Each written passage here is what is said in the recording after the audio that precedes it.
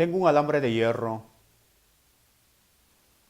Si doblamos y desdoblamos constantemente, en este punto se va generando calor.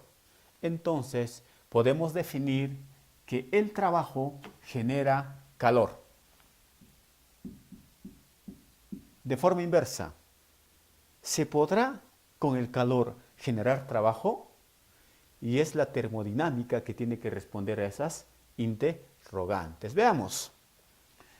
Tengo un recipiente que le suministro calor y es a través de esto que se convierte en vapor de agua. Y este hace que la turbina se mueva. Entonces podemos decir que el calor genera trabajo. Pero ¿de qué tipo de sustancias hablamos? Uno de ellos tenemos al vapor de agua, otro al combustible y finalmente a los gases ideales. Y es a través de este que va a ser el tratamiento de nuestro estudio. Veamos, ¿qué son gases ideales? Son sustancias imaginarias llamadas también gases perfectos. ¿Y para qué nos sirve esto? Lo vamos a utilizar como modelo para explicar de forma práctica el comportamiento de las propiedades de los gases reales. Para entender esto, tenemos un tanto que interpretar y entender qué es un estado termodinámico. Fíjense, tengo dos recipientes con gas, un estado inicial de presión, volumen y temperatura y un estado final de presión, volumen y temperatura. A eso se le llama estado termodinámico 1, termodinámico 2 o estado termodinámico inicial, estado termodinámico final. Entonces es el conjunto de las condiciones constantes de presión, volumen y temperatura. Y esto está asociado a la ecuación universal de los gases.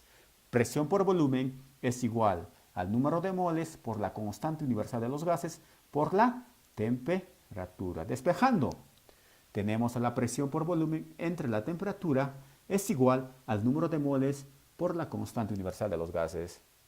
De ahí podemos definir que presión por volumen entre la temperatura es igual a una constante. Cabe destacar que estos recipientes están en un sistema aislado. Bien, seguimos con la primera ley de la termodinámica. En la sesión anterior hemos visto que la termodinámica es la ciencia que se encarga solamente del estudio de la transformación del calor en trabajo. Veamos cómo se desarrolla esto. En primer lugar, vemos que el estado termodinámico está constituido por los valores constantes de presión 1, volumen 1 y temperatura 1. Tenemos un cilindro, tenemos un émbolo, que es la tapa de nuestro cilindro, y tenemos gas ideal. Fíjense, a nuestro sistema termodinámico le suministramos calor. ¿Qué sucede? Se genera un nuevo estado termodinámico 2, que tendrá una presión 2, un volumen 2 y una temperatura 2. ¿Y por qué sucede eso? Porque las moléculas, al suministrarle calor, se agitan, generando una presión en las paredes y asimismo en la pared o en el émbolo. ¿Y qué sucede? Esa presión se convierte en una fuerza que desplaza el émbolo hacia el lado derecho una distancia X. ¿Y qué consecuencias trae? Aumenta o varía el volumen desde un punto inicial hasta un punto final. Asimismo, varía la temperatura. Y cuando varía la temperatura, también se genera una variación de la energía interna. ¿Qué vendría a ser esta energía interna? No es más que la sumatoria de la energía cinética más la energía potencial de cada una de estas moléculas. En un estado inicial, sin que le suministremos calor, estas moléculas tienen una energía interna mínima.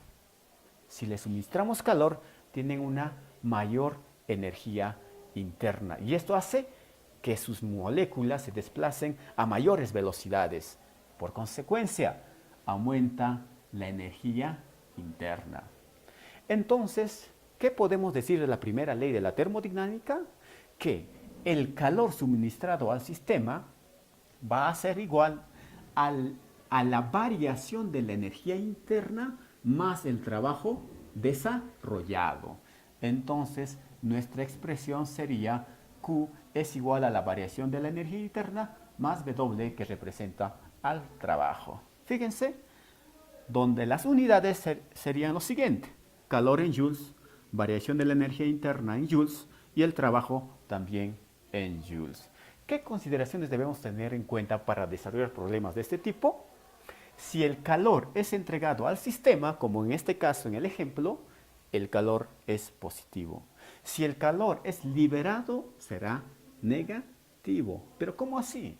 Por ejemplo, aquí ya tenemos nuestro cilindro con gas a una variación de volumen.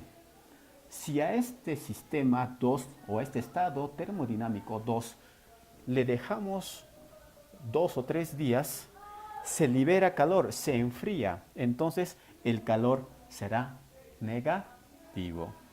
Bien, el trabajo realizado por el sistema será positivo cuando lo hace el gas ideal y será negativo cuando se le realiza una fuerza a nuestro sistema. Por ejemplo, tenemos un émbolo y nosotros le aplicamos una fuerza F de forma tal que vuelva a su estado inicial, pero una fuerza desde el exterior. Entonces, el trabajo desarrollado será negativo.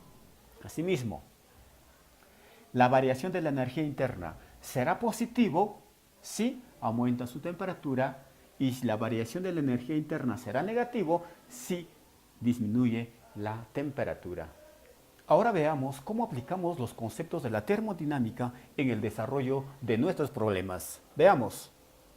En cierto proceso, un gas ideal recibe un calor de 140 joules. Recibe calor. Entonces decimos que es positivo o negativo el calor. Si recibe positivo, 140 joules. ¿En cuánto varía su energía interna? ¿Sí? La energía interna nos piden para nuestro problema. Si el gas realiza un trabajo de 80 joules, trabajo del gas es igual a 80 joules. ¿Será positivo o negativo? Lo realiza el gas, entonces es positivo. Entonces, ahora recordemos nuestra primera ley de la termodinámica, que dice que el calor va a ser igual a la variación de la energía interna más el trabajo. Esto vendría a ser nuestra expresión que necesitamos para desarrollar nuestro problema. Bien, calor, ¿cuánto es? 140 joules es igual variación de la energía interna, lo que nos piden, más el trabajo, 80 joules. Despejando, la variación de la energía interna sería a 140 joules menos 80 joules. De ahí, la variación de la energía interna va a ser igual a 60 joules. Solamente aplicando nuestra primera ley de la termodinámica. Veamos el siguiente ejemplo. Un gas se expande realizando un trabajo de 180 joules, mientras cede calor de 40 joules al medio ambiente. Halle la variación de la energía interna del gas. Lo primero que tenemos que hacer es definir nuestros datos. Muy bien. ¿Qué tenemos? El trabajo realizado. ¿Cuánto vale? 180 joules. ¿Quién lo realiza? ¿El gas o viene de la parte externa? Lo realiza el gas, entonces es positivo. ¿Qué más? Cede calor de 40 joules. Cede. No dice gana. Cede. Entonces el calor va a ser igual negativo. ¿Valor de cuánto? De 40 joules. Muy bien. Hallar la variación de la energía interna. Delta U. ¿Cuánto será? Nuevamente recordemos, a la primera ley de la termodinámica que nos dice que el calor es igual a la variación de la energía interna más el trabajo desarrollado. Muy bien. Reemplazando valores que tenemos. Calor es igual a menos 40 joules. Igual a la variación de la energía interna, lo que nos piden, más el trabajo desarrollado por el gas, 180 joules. De ahí podemos despejar que la variación de la energía interna va a ser igual a menos 40 joules menos 180 joules. Entonces, la variación de la energía interna será menos 220 joules. Es negativo. En consecuencia, podríamos decir que la temperatura ha disminuido. Como ven, son aplicaciones directas de la primera ley de la termodinámica.